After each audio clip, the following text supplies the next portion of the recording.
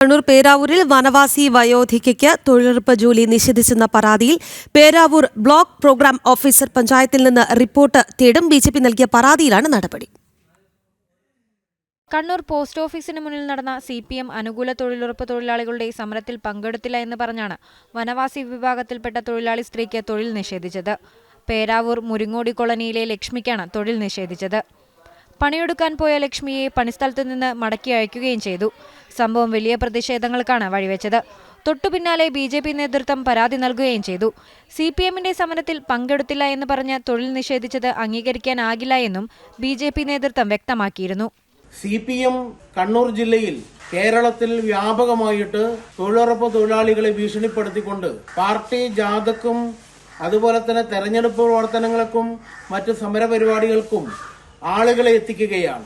ഇത് ജനാധിപത്യ വിരുദ്ധമാണ്.